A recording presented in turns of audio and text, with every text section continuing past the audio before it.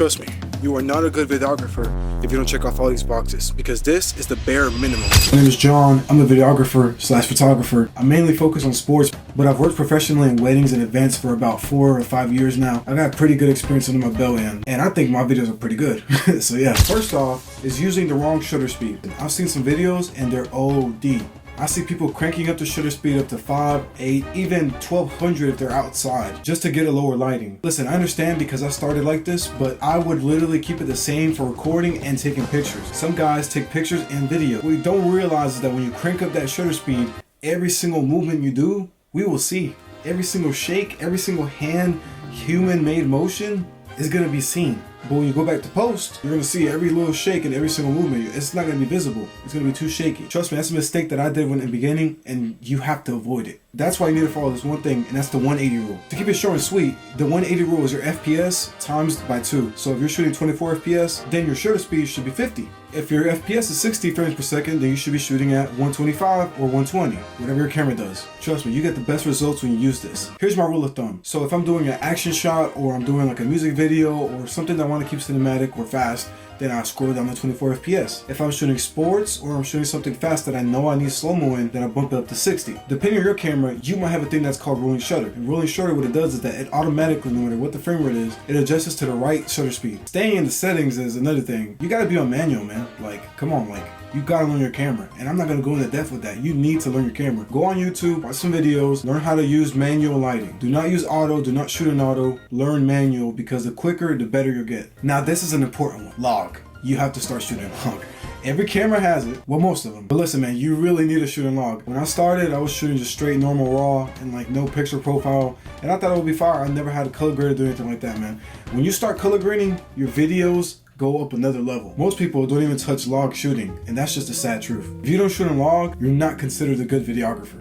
Sorry. Moving on, we have positioning. Positioning in sports is key. You need to know where you're standing at. You can't stand right behind the three-point line. You can't walk around while they're playing. You know what I'm saying? Please always be aware of the people behind you or around you, because there's times where I would stand somewhere to get a shot and I'm blocking a whole family that's behind me trying to watch the game, trying to watch the person that they're coming to see and support. And that's not all of positioning. Positioning has to do with where you're going to get the shot, because believe it or not, yes, there's luck in it, but most of the time it's preparation. If you really want that shot, that good clip and a good angle of it and get it all, number one, you have to be prepared no matter where you are. But number two, if you're really paying attention and you really want that shot that is eventually going to come to you, if you're ready for it, you're going to get it. Now we got equipment issues. Oh, here's a big one. All right, listen. Okay, I'm not gonna lie. I'm still sometimes a victim to this. It happened to me a couple months ago. But charging your batteries and forgetting your SD cards. You need to do something to make sure that you charge your batteries and then you also have your SD cards. Because listen, bro, those things are the most tedious things to worry about, but they're the most important, and we all know this. Another thing with equipment is the lenses. Unless you got a fisheye, that's pretty much impossible to get anything that's mid-range or short, or you know what I'm saying?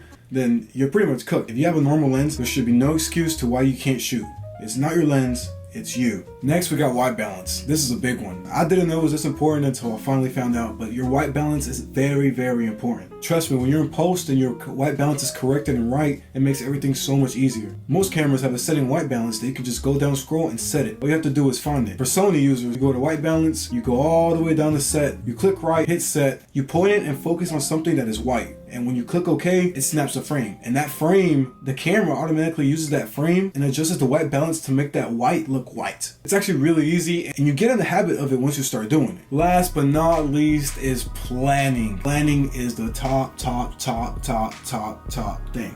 This is what separates you from being average and but to good, to actually decent, you know, above average. Listen, life happens. You're not gonna have every single shoot planned, and that's okay. But the more that you plan, the more lucky you are to improvise right when you don't have a plan. Let me talk to the sports videographers right now. You're a sports videographer and you're gonna do a mixtape of the team or a certain person. If it's a certain person, you want to ask them what song do you want before you even start. That way you're listening to the song and you know what you want. You got to build your vision, because once you have that vision, you go out there and perform. What I do is I go on frame set and I just look at frames and look at inspiration that I want to use before I even go out there. For the videographers that do weddings, events, and are filmmakers in certain other aspects, no matter what it is, planning is A1. If you're at a shoot that there's one goal, say like the end goal is the wedding, or say that the end goal is making a film for this product or making a film for this person, you should know every single shot that you're gonna do. And this includes photographers as well. Listen man, go online, go watch a movie or something, write down shots, make a storyboard, grab some paper, make, I don't know, look, this is shot 1.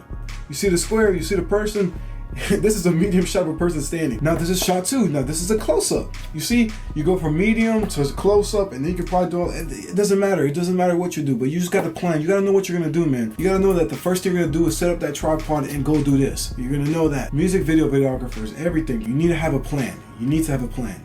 Inspiration. A big one. Turn on your favorite artist, go watch a movie, go watch your favorite YouTuber. You need to inspire yourself, man. And I mean inspire, not motivate, because motivate is just a sugar rush. It'll go away. You can always get inspired easily. Listen, you just gotta go to something that you know you like to see and you love, and then it makes you want to create. For me, I know now is not the right time to say this, but Kanye West is a big inspiration to me. I'm saying his Christian music, Donda and Jesus King, those 2 albums are magnificent. Every time I'm in a rut or something, I play that album, and that album just does wonders for me. Another thing too, maybe I'll scroll a little bit, you know, maybe you find inspiration from something that's popping at the moment, because maybe you catch a trend at the right time. But listen, that is the bare minimum for videographers. Remember, practice, man, practice. You gotta grab your camera and just go film, even if it's yourself, even if it's the leaves, if it's your pet, if it's your car, if it's your grandma's front yard, it doesn't matter, man. You gotta get out there and shoot, man, because at the end of the day, I could tell you a whole lot of more mistakes that people do, and you can avoid them. But if you just don't go out there and just execute and just do it yourself and, you know, put your reps in, then you won't ever get to the point where you want to be. We all want to be at this level where, well, everything we make is gold, right? But you just don't get there by not doing anything, right? You don't just get there by leaving your camera for a whole week without touching it or seeing it. You leave your camera for a whole month or a year, and then you pick it back up once again when you feel inspired. It is what it is, man. Like, literally, like, you have to put in that work. You have to want it. You have to make those sacrifices. Yes, you got to pay that gas money to go and do this, even if it's for free. The work that you put in reflects on the product that you give out. Listen, man, if you're a videographer just starting off, or you do sports or something or anything, filmmaking, music videos, drop a like and subscribe, man. Appreciate y'all for watching. Yeah, more short videos coming soon.